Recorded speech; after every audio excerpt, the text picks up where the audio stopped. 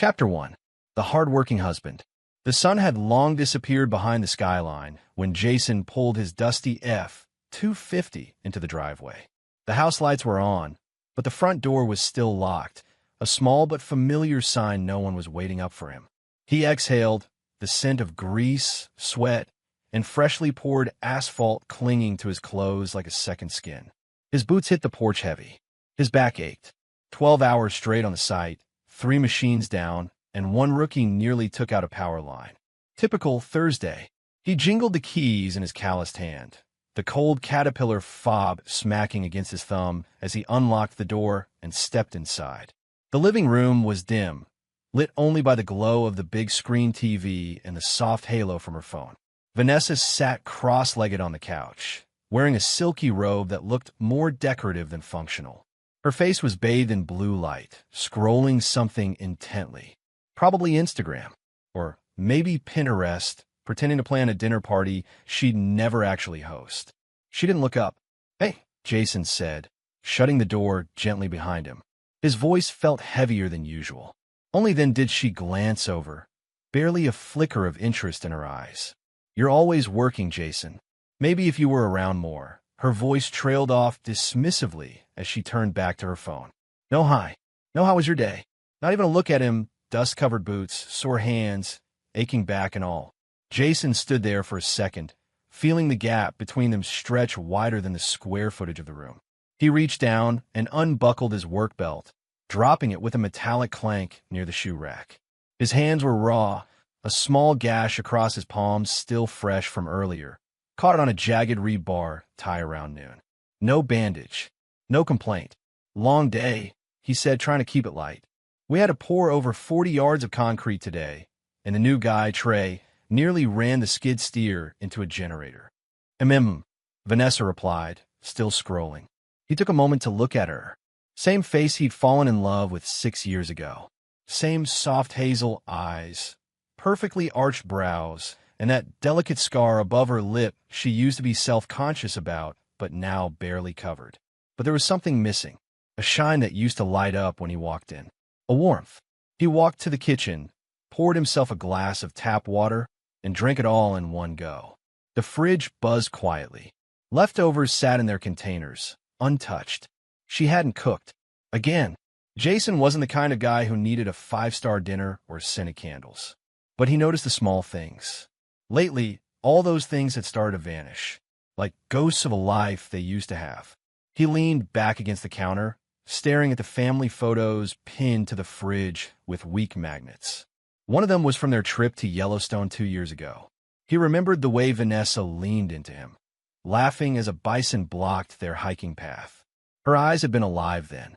Now, they barely even registered him. He headed for the shower, stripped down, stood under the hot spray until his shoulders began to unclench. It wasn't just the physical exhaustion anymore. It was something deeper. The silence. The emotional vacancy. As steam rose around him, his mind drifted back to when they first met. They were both broke college kids at a party neither of them wanted to be at. She was drinking cheap wine out of her red Solo cup, rolling her eyes at a guy trying way too hard to impress her with stories about a gym routine. Jason had walked up and said, "You look like you'd rather be cleaning gutters." She'd laughed so hard she snorted. That laugh used to be his favorite sound. They were passionate back then. Wild road trips, spontaneous fast food dates, making love in the back seat of his beat-up truck while watching the stars. Vanessa used to look at him like he was the only person in the world that made her feel safe. Where did that go? When he stepped out of the shower and into their bedroom, Vanessa was already under the covers, phone still glowing in her hand. "You want anything?" he asked, towel slung over his shoulder. "Nope," she said curtly. "Already ate." Jason nodded, changed into shorts and a plain t-shirt, crawled in the other side of the bed. She angled her body slightly away from him again. They used to cuddle, fall asleep tangled together like vines. Now they slept like strangers with a country mile of bedsheet between them. Jason stared at the ceiling in the dark, listening to her scroll. Click, scroll, click. "You good?" he asked quietly. She didn't respond. He knew what was happening. Not fully, not with proof. But his gut wasn't stupid. The late-night texts, the locked phone, The long showers, the sudden workouts and perfume, the disinterest, the distance. Still, he told himself what he always did. She's just stressed. I work too much. It's my fault too. I haven't been romantic. I haven't been home. The silence stretched so long it swallowed him. Eventually her phone dimmed, and she rolled away without a word. Jason lay awake long after. The next morning, he stood in front of the bathroom mirror, toothbrush in hand, eyes tired and bloodshot. Vanessa passed behind him in a blur of perfume and tight slacks. "You got any plans this weekend?" he asked. She didn't meet his eyes as she applied her lipstick. "There's a conference in the city. Brandon's putting us up at the Hilton. Mandatory." Jason forced a smile. "I was actually going to surprise you. Rented a cabin upstate. Just the two of us. Thought we could use the time." Vanessa paused for a beat, just one, then turned, brushing past him with her purse already slung over her shoulder. "Rain check," she said coolly. "This work trip is important." The door closed behind her before he could reply, and Jason just stood there in the bathroom, toothbrush still in hand, staring into the mirror at a man who suddenly felt like he didn't recognize himself anymore. Chapter 2. The Smell of Lies. The first time Jason noticed it, he thought maybe he was imagining things. It was a Tuesday, nothing special about it. Just another long day in the dirt and heat, followed by another quiet walk through his own front door. Vanessa was in the kitchen when he came in, standing with her back to him, rummaging through the pantry in one of her silk blouses and tight office skirts. He stepped behind her, wrapping his arms around her waist, his chest still warm from the sun, lips brushing her neck. But he froze. There's a scent, sharp, expensive, sweet, but musky. A perfume he'd never smelled on her before. Not the subtle vanilla she used to wear when they went on dates, not the floral body spray from her gym bag. This one was bolder, exotic, something you wore when you wanted to be noticed. "You smell different," he said, trying to keep his voice casual, teasing. She hesitated a fraction too long. "It's probably someone at the office," she said. "Sent transfer. You know how it is." He raised a brow. "Right, sent transfer. Okay." She pulled away like the embrace had gotten too heavy and laughed. "Don't be weird, Jason. Seriously." He smiled, but it didn't reach his eyes. That night, after dinner, she sat on the couch texting. She wasn't even trying to hide it anymore.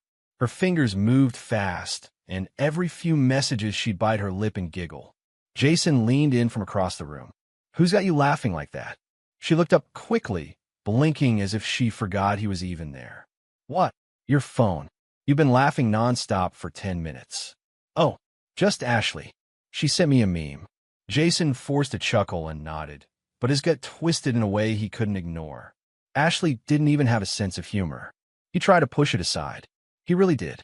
But over the next few days, the little things piled up like concrete blocks on his chest. She started sleeping with her phone face down. Then it never left her hand. Even when she went to the bathroom, it was clutched like a lifeline. Once, he caught her changing the passcode.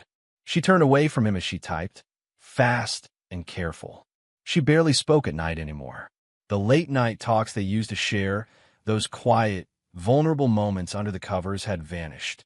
Now it was just the glow of her screen and the quiet click-click-click of her typing. We tried to spoon her. She shifted away. "Not tonight," she murmured. "You okay?" he asked softly. "I'm just tired, Jason.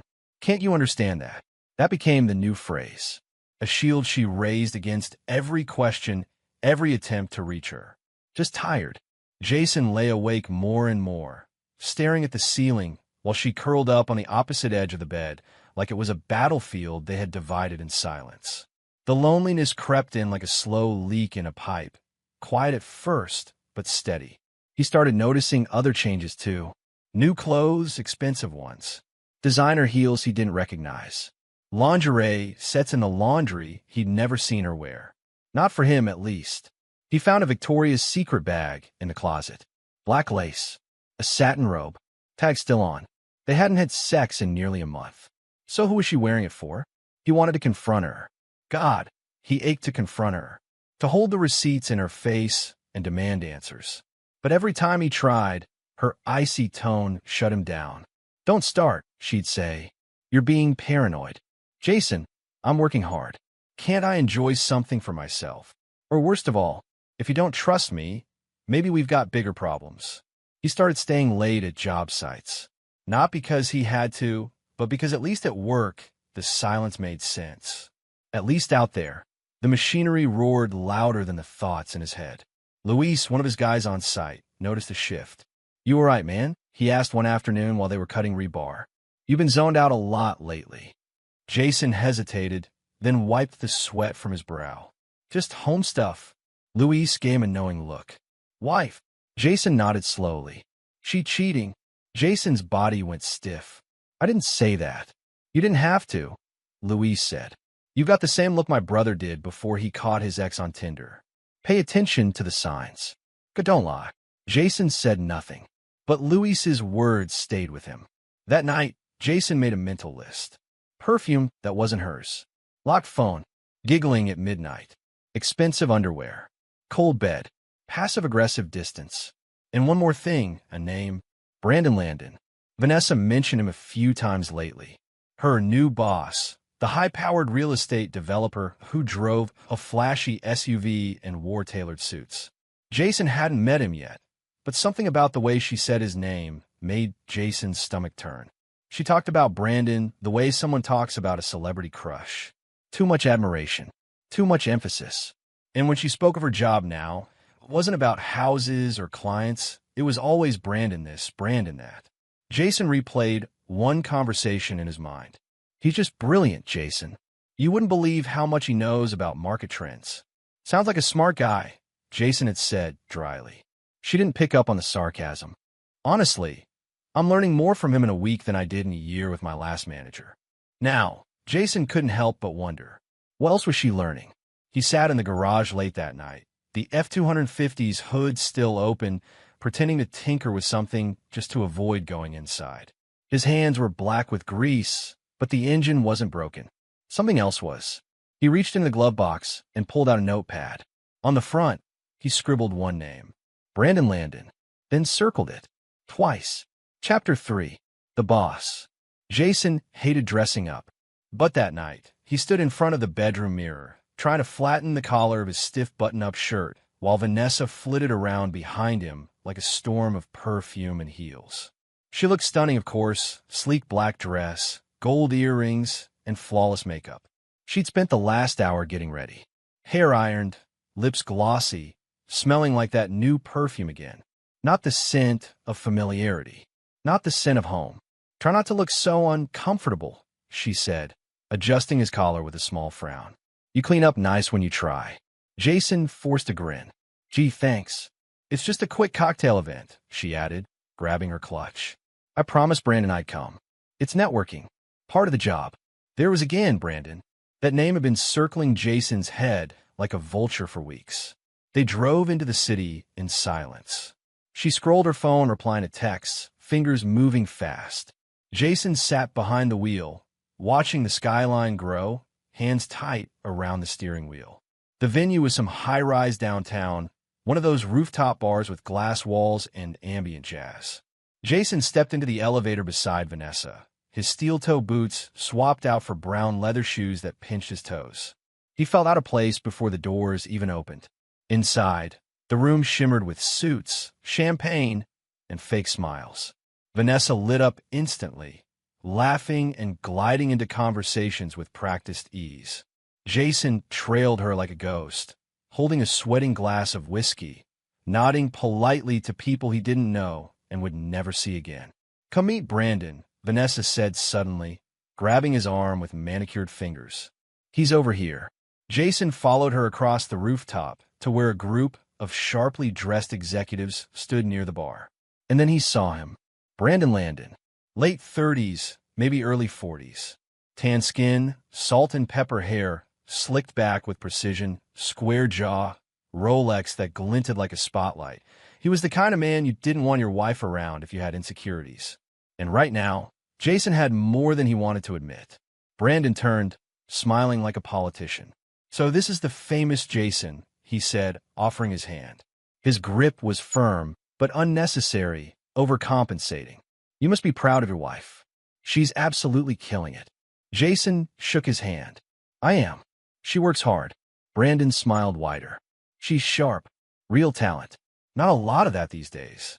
Jason noticed how Brandon looked at Vanessa. Not just appreciation. Possession. Like he'd already had her. Like Jason was the one out of place in this scene. Vanessa laughed a little too loud at one of Brandon's jokes about clients being walking bank accounts. She leaned in close to him, touched his arm gently as she made a remark about a nightmare closing last week. Jason stood to the side, swirling his drink and watching. Every time Vanessa smiled, Brandon smirked like they shared a secret. Every time she touched him, Jason felt something inside him twist. He excused himself and stepped out onto the balcony for air. The city lights spread before him, dazzling and detached. The kind of view that makes you feel small and unimportant. He stared out for a long minute, just breathing. Behind him, the laughter continued. He could still hear Vanessa's voice. Could still hear Brandon's name rolling off her tongue like honey. Jason's jaw clenched. He wasn't the jealous type. Never had been. But this was different. This wasn't insecurity, it was instinct. That gut-level sense that something was already gone, and everyone but him knew it. They left the party around 11. Vanessa was tipsy, humming to herself as they walked to the car. "Fun night, right?" she asked, smiling lazily. Jason opened the passenger door for her. "Sure." She didn't notice the tightness in his tone. Or maybe she just didn't care. Back home, she stripped out of her dress and tossed it over a chair, humming some pop song as she walked into the bathroom. Jason sat on the edge of the bed, staring at her phone on the nightstand. It buzzed once, then again. His heart thudded. She left it unlocked. He picked it up and flipped the screen open. Nothing. No text from Brandon. No DMs. No photos. Clean. Too clean. The notifications were turned off. Messages deleted. Call logs empty. Even her WhatsApp was cleared out. Jason stared at the blank app screen, the little blinking cursor mocking him. She wasn't just hiding something. She was working to hide it. The next morning, Vanessa left early for a brunch meeting with her coworker Ashley. Jason didn't go into work. He told Luis he needed the day off to deal with something personal. After she left, he searched the bedroom. Her purse. Her laptop. The bathroom drawers. Nothing concrete. But then, in the kitchen trash bin, buried under eggshells and coffee filters, he found it. A crumpled Uber receipt. He smoothed it out, eyes scanning the destination. Downtown, the Highcrest Hotel. Drop-off time, 9:42 p.m., just 3 nights ago. 3 nights ago, she told him she was driving to her mother's place across town for a girls' night. Said she'd be sleeping there. Jason stared at the address, his pulse pounding in his ears. The Highcrest was no place for a girls' night. It was upscale, private, room service optional. His breath caught in his throat. It felt like gravity shifted under his feet. There it was, a name in his gut, a night she lied, and now a receipt that didn't match the story. Chapter 4. Voices in the Dark. Jason stood in the electronics aisle of the Walmart on the edge of town, staring blankly at the rows of small, black plastic devices hanging in packages. He picked up one labeled Mini Digital Voice Recorder, 36-hour battery. It was cheap, too simple to be anything special. But that's what he needed. Something small, discreet, disposable. He paid in cash. By the time he got home, Vanessa was already upstairs. Her car was in the driveway. Her favorite heels kicked off near the front door like she'd rushed inside. Probably showering, or setting the mood. Jason walked slowly through the living room, past the picture frames and the faux wedding photos that now felt like a parody. He opened the blister packaging carefully and set up the device. No special skills needed. Just hit record and place it where the lies happened. He lifted the edge of the bed and slid the recorder beneath the frame, next to the wall on her side. If she noticed it during her fake sleep routine, so be it. That night, she was affectionate for the first time in weeks. "You're quiet tonight," Vanessa said, slipping into the covers beside him. "Everything okay?" Jason nodded, eyes fixed on the ceiling fan. "Yeah, just tired." He didn't try to hold her, didn't reach across the bed. She didn't ask. Within minutes, she was asleep, back turned to him, phone in hand one last time under the blankets before it dimmed. Jason lay motionless, eyes open in the dark. His thoughts churned like concrete in a mixer. The silence in the room felt louder than any scream. He waited until her breathing deepened, then slid out of bed quietly and walked downstairs to the den. He sat on the couch, elbows on his knees, fingers drumming against each other like a nervous tick. The clock on the wall ticked once, then again, each second louder than the last. By 3:10 a.m., he heard movement above him, floorboards creaking. A whisper, soft laughter. She wasn't asleep. She'd never been asleep. He didn't sleep either. The next day dragged. He forced himself through work like a zombie, barely speaking. Luis noticed. "You look like you've seen a ghost, man," he said at lunch. "You all right?" Jason forced a shrug. "Didn't sleep?" Luis studied him for a second. "You getting close to something?" "A hunch." Jason didn't answer. That night, after Vanessa left for a girls' spa night, Jason returned to their bedroom and retrieved the recorder. It felt heavier than it should have. His palms were slick with sweat as he connected it to his laptop and hit play. Static. Silence. The low creak of the mattress. Then voices. First her giggle. Breathless, flirtatious, unfamiliar. Then his voice. "Missed me?" Brandon said, his voice smooth like whiskey. Confident. Too confident. Always, Vanessa purred. Jason's stomach twisted. Then the sounds began, wet, rhythmic, unmistakable. Moaning. Flesh meeting flesh. Her breath hitched, high-pitched and frantic. She wasn't quiet. She wasn't subtle. She wasn't ashamed. Jason's hands clenched the edge of the desk. He wanted to stop listening. Every fiber of his body screamed at him to shut it off, to throw the laptop against the wall. But he couldn't. He needed to hear it, needed to burn it into memory, because pain was the only thing keeping him from falling apart completely. Then, in the middle of the noise, Brandon's voice, arrogant and low. "You ever scream like this for your husband?" Jason's chest tightened. There was a pause. Then a laugh, her laugh, cruel and sharp. "Only when I fake it." The world stopped. Jason leaned forward, elbows on his knees, breathing hard.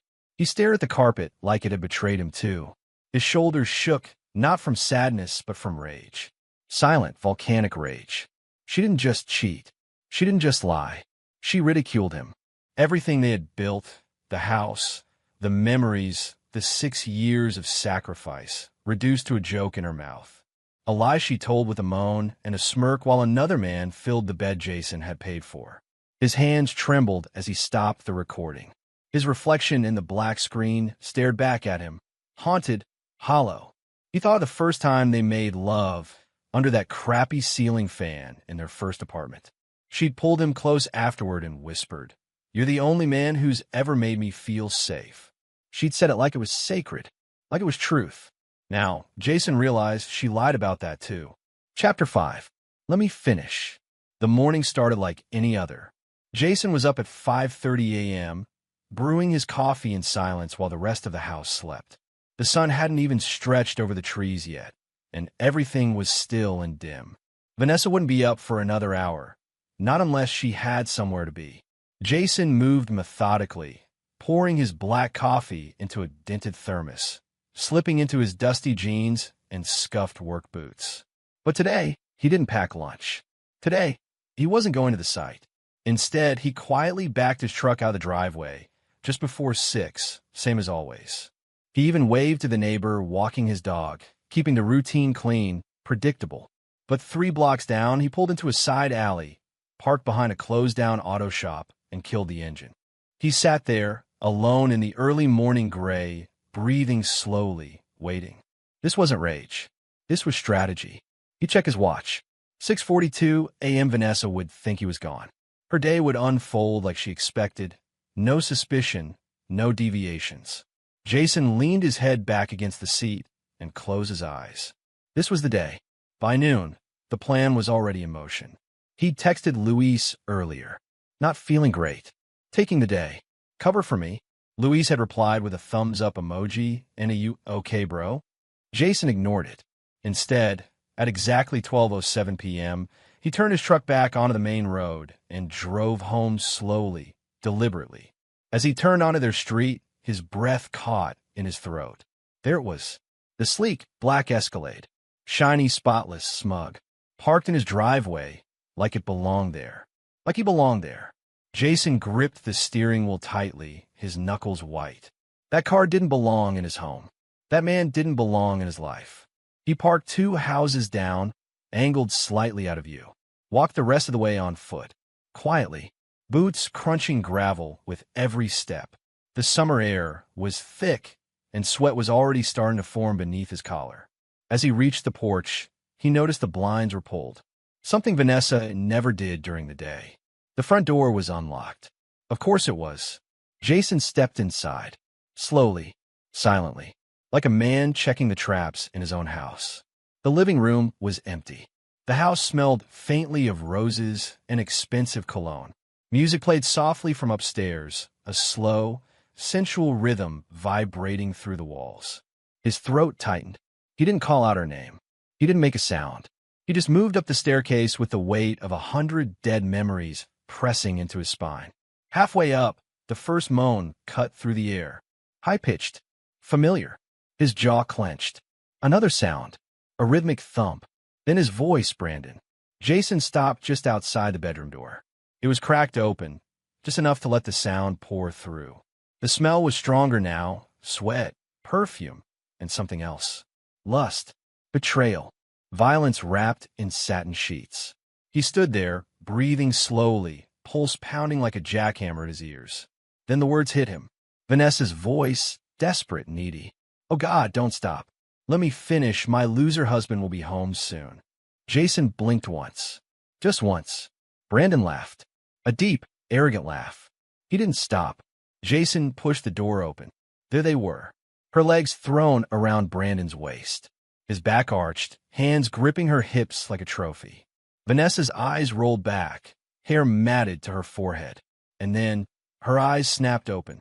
She saw him, Jason, standing there, silent, unblinking. The moment should have frozen them, should have made them scream or scramble or hide. But they didn't. Vanessa's face twisted, but not in guilt. In annoyance. Brandon didn't even pause. Didn't break rhythm. He smirked as he looked over his shoulder, sweat glistening down his spine. "Guessed the losers early," he said. Jason's heart didn't race. His vision didn't blur. He didn't scream or lunge. He just stood there, mechanical, hollow. For a moment, the room felt like it didn't exist, like time had peeled away. The moaning continued. The sheets shifted. His wife, the woman he built a life with, lay beneath another man in the bed Jason had assembled with his own hands. He'd picked out the paint on those walls, hung the curtains, laid the floorboards, and now she was desecrating all of it without an ounce of shame. Vanessa didn't even cover herself. She didn't apologize. She didn't cry. She just looked at him like he was the one interrupting. Jason's eyes met hers.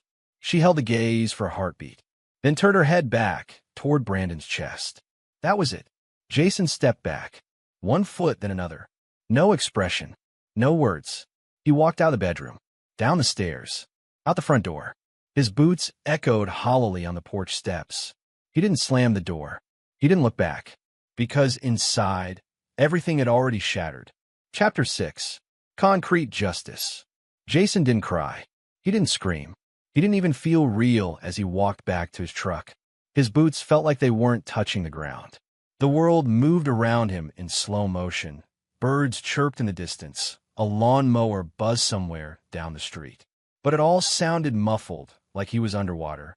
He climbed into the cab of the F-250 without looking back at the house. No trembling hands. No blood in his eyes. Just a cold, pulsing stillness. His truck rumbled to life. He pulled away from the driveway and drove in silence, not bothering to check his mirrors. He didn't care if Brandon or Vanessa saw him leave. That part was done. This part, the next part, was for him. It was nearly 1 p.m. when he arrived at the job site. The guys were on break, eating tacos under the scaffolding, laughing over something stupid. Luis waved at him. "Hey, you feeling better?" Jason gave a single nod. "Yeah." Then he walked past them, headed straight for the equipment lot. Luis raised a brow. "You need something?" "Personal errand," Jason said without turning. "I'll bring her back in an hour." Luis opened his mouth like he wanted to press further, but something in Jason's tone stopped him cold. Jason climbed into the Caterpillar front loader. Her name was Maggie, and he'd operated her so many times he didn't even think anymore. Her seat felt like home. The diesel engine coughed, then roared to life. He backed her out, rolled her toward the cement mix pile at the far end of the lot. With slow, practiced movements, he filled the massive bucket full of wet concrete, thick gray, and steaming slightly in the heat. Once full, he tapped the edge twice to settle the mix. He checked the pressure on the hydraulics.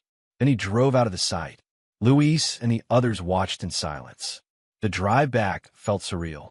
The world rolled past, the gas stations, the same old diners, kids riding bikes on sidewalks, but Jason barely saw them.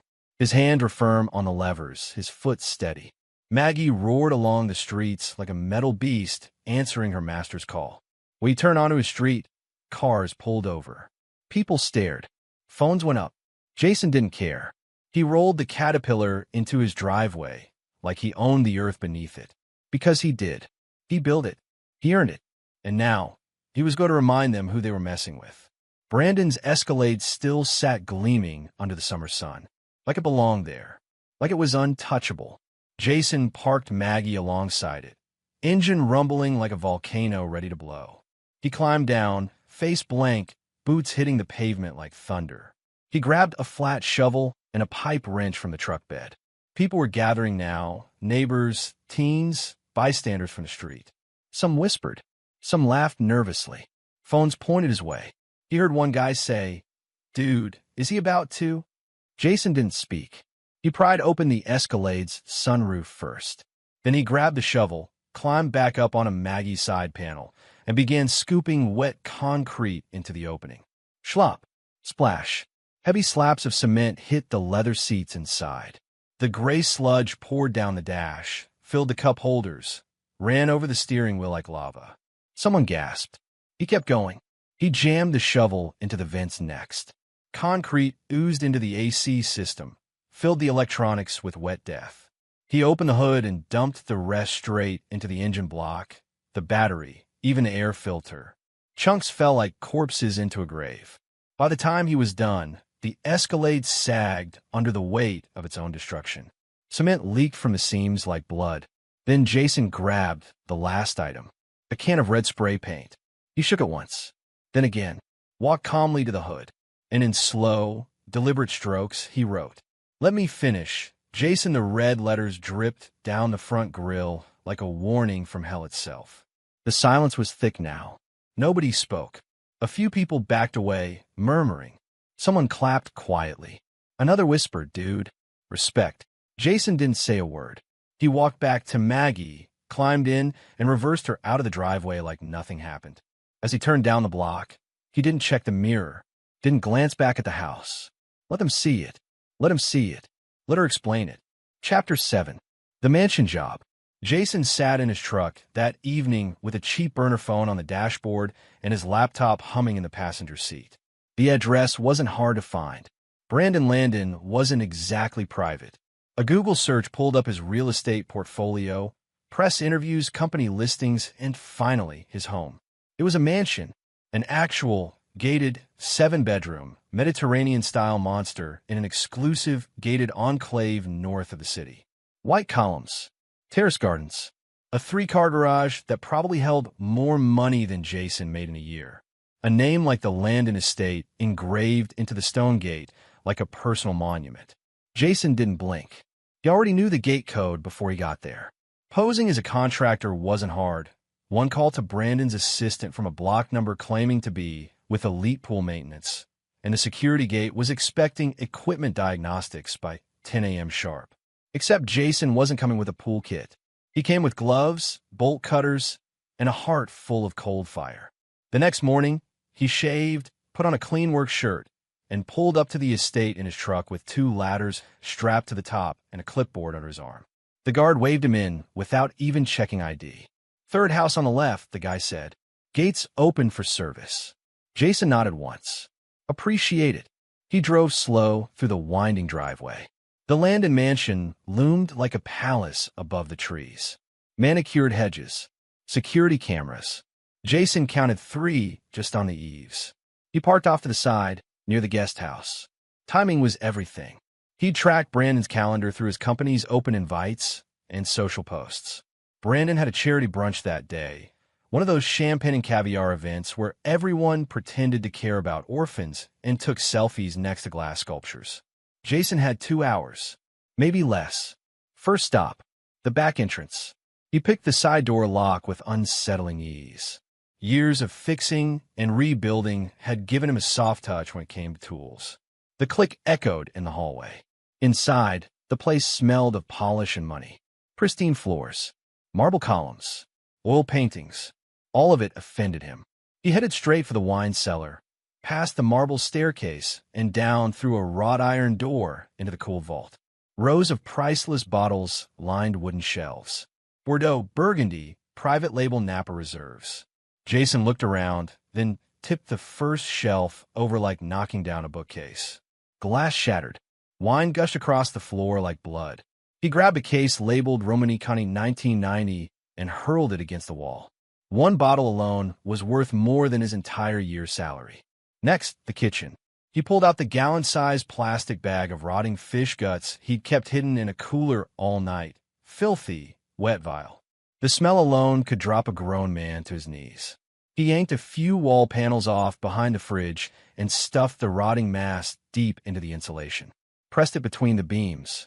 Jammed some into the vents for good measure. It'd be weeks before anyone found it. By then, the entire house would smell like death. He didn't stop there. Jason moved through the living room with calculated rage, sweeping over vases and smashing crystal pieces off the mantel. He took a crowbar to the custom mirror above the fireplace, leaving behind a web of jagged reflection. But the final touch? He pulled the red spray paint can from his tool bag, walked into Brandon's home office, sleek desk, leather chair, awards on the wall, and wrote in massive, dripping letters across the marble. "You took my wife, so I took your name. Ask the internet." He stepped back, admired the stroke of it. Raw, honest, and true, because while he was inside, the burner phone had been uploading. A fresh Instagram account with a single post. A slideshow. Brandon's hotel receipts. Audio clips from the bedroom. Vanessa's moans, Brandon's voice, and the line. "Only when I fake it. No video. No faces, just voices, just proof. Enough for anyone who knew Brandon or Vanessa to know exactly what was going on." The post ended with a final caption. "This is what happens when you underestimate the loser husband." Concrete justice. Jason hit publish. Then he pulled out a small velvet box from his pocket. Vanessa's wedding ring. The one she used to swear meant everything. He walked to the master bathroom, opened the lid, dropped the ring into Brandon's sparkling porcelain toilet, and flushed. Horror gone, just like her promises. He stood there for a long second, staring at the swirling water. His reflection in the mirror didn't look like the man he remembered from their wedding photos. That man had believed in loyalty, in sacrifice, in love that could weather anything. This man believed in justice. The alarm tripped just as he reached the foyer. Silent at first. Then a blaring screech as motion sensors picked him up and sent alerts to security companies and probably the police. Jason didn't flinch. He walked out the front door as the sirens began screaming in the distance, his boots leaving muddy prints across the Landon family's $1,000 Persian rug. Chapter 8. Burnout. Jason's temporary apartment was nothing like the home he'd left behind. No framed wedding pictures. No smell of her perfume lingering on the pillows. Just a worn recliner, a small TV, and a fold-out table covered in unopened mail. A cheap coffee maker hissed quietly in the corner, spitting steam into the dusty air. He sat in the half-dark, sipping lukewarm coffee from a chipped mug, still in his work boots.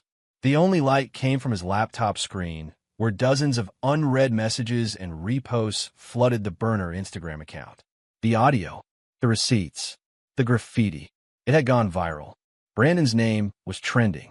Concrete cuck was everywhere. And Jason? He wasn't smiling. He wasn't gloating. He was just done. That's when the pounding started. Thud, thud, thud. He barely had time to rise before the door was nearly kicked in. It swung open, and Vanessa stormed inside like a thundercloud in heels and mascara tears. Her designer jacket was soaked with rain, and her hair clung to her face in dripping strands. Her eyes were wild. "You son of a bitch," she screamed. You ruined me. Jason stood calmly, coffee still in hand. Brandon dumped me, she gasped, flinging her purse across the room. It hit the wall with a thud. He said I was radioactive. Said the board is talking about removing him. She paced in front of him like a caged animal, panting through clenched teeth. I lost my job. My friends aren't even answering my calls. My mother said I embarrassed the entire family. Jason took a slow sip of coffee. And she stopped. The silence between them was deafening. Her mouth hung open, waiting for something, pity, regret, anything. But Jason's voice was like ice. You lost me the second you let another man into our bed. Vanessa flinched. Her shoulders slumped like a puppet with its strings cut. I was lonely, she whispered. Jason set the mug down. No, you were greedy. You wanted more. More money, more attention, more power. You had everything I could give, and it still wasn't enough. She dropped onto the edge of the couch, makeup streaking her cheeks. He said he'd leave his wife. I believed him. Jason tilted his head. So what now? You thought you'd come here and what, apologize? Cried out? Start over. I don't know, she barked. You destroyed my life. Jason stepped closer. His voice was calm, even.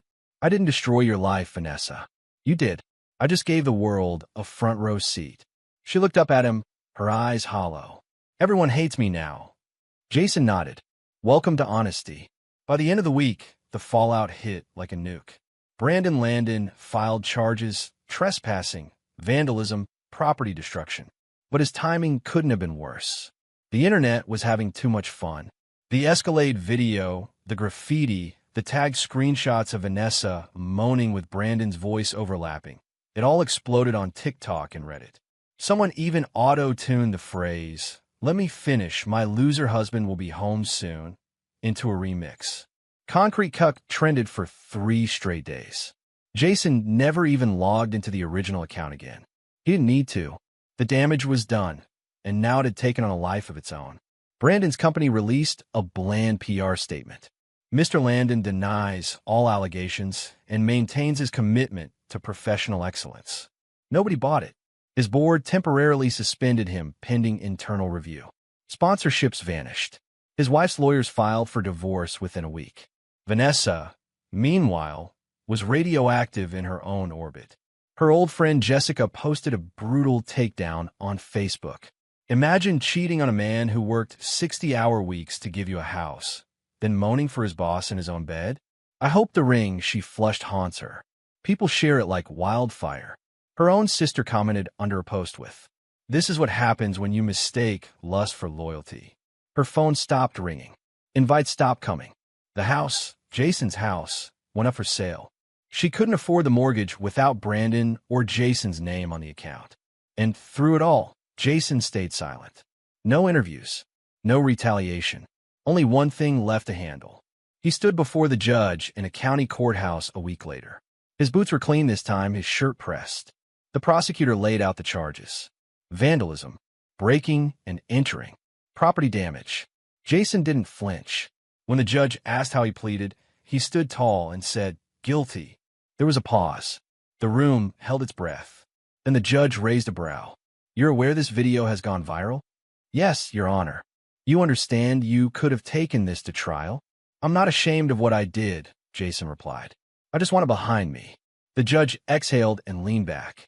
"In light of your cooperation and the overwhelming public response, this court finds that jail time is not appropriate. You're sentenced to pay restitution and a $1,000 fine. No contact with Mr. Landon." "Understood." Jason nodded. Crystal clear. He walked out of the courthouse to a few scattered claps and someone trying to sneak a selfie with him. He didn't smile. He didn't gloat. He just kept walking. Chapter 9. Rise Again. Jason stared at his reflection in the cracked mirror of the gym locker room, wiping the sweat from his brow. The dark circles under his eyes hadn't disappeared yet, but his jaw was tighter, his shoulders broader, and his posture something closer to pride than defeat. He flexed his fingers and thought about how much he'd lost. More than a wife, more than a house. He'd lost himself. But not anymore. The clanging of weights and rhythmic pounding of feet on treadmills surrounded him. But inside, Jason felt something new, a raw, simmering determination. He wiped down the bench press and nodded to the trainer passing by. Ready for round two, huh? Jason grinned for the first time in months. Let's do it. Therapy was harder. The first session felt like dragging himself through a mud pit. Sitting across from a woman with soft eyes and a notepad, Jason kept his answers short. Tell me how you feel about what happened, she said gently. He swallowed. Betrayed. Humiliated. Angry. The words tumbled out like they'd been waiting for years to be said aloud.